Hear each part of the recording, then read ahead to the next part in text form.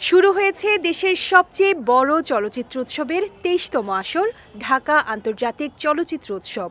ইতোমধ্যেই জমে উঠেছে ৯ দিন ব্যাপী এই উৎসব।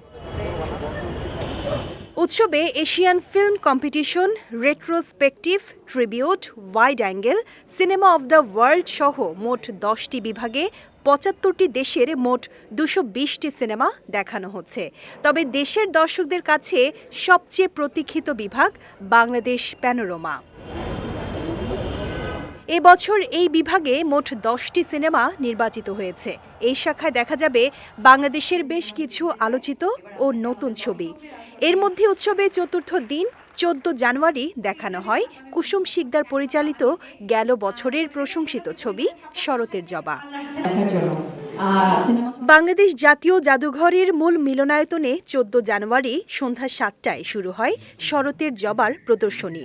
উৎসবে ছবির নির্মাতাসহ কলাকুশলীরা উপস্থিত ছিলেন। প্রদর্শনীটি দর্শক বিনামূল্যে উপভোগ করেন।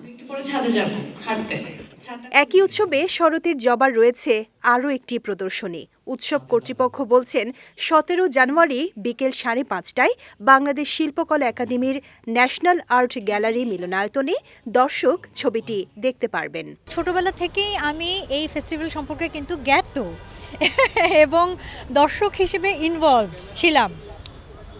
কিন্তু আজকে খুবই স্মরণীয় একটা দিন আমার জন্য, যে আমার প্রডিউস করা এবং আমার প্রথম ডিরেকশনের যে সিনেমা শরতের জবা, আপনাদের সবার প্রিয় শরতের জবা, সেটা এখানে স্ক্রিনিং হচ্ছে আজকে এবং আগামী শুক্রবার স্ক্রিনিং হবে। এবং তার থেকে আনন্দের কথা যে শুধু স্ক্রিনিং না, এই ফেস্টিভ্যালের যে খুবই প্রেস্টিজিয়াস একটা সেকশন আছে, প্যানোরামা সেকশন, সেই সেকশন অফিসিয়ালি সিলেক্টেড হয়েছে শরতের জবা।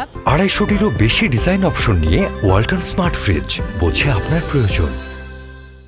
নিজের লেখা বই অজাগতিক ছায়া থেকে শরতের জবা গল্পটি চলচ্চিত্রের পর্দায় তুলে এনেছেন কুসুম। এটি প্রযোজনা করেছে ইমপ্রেস টেলিফিল্ম ও পহরডাঙ্গা পিকচার্স।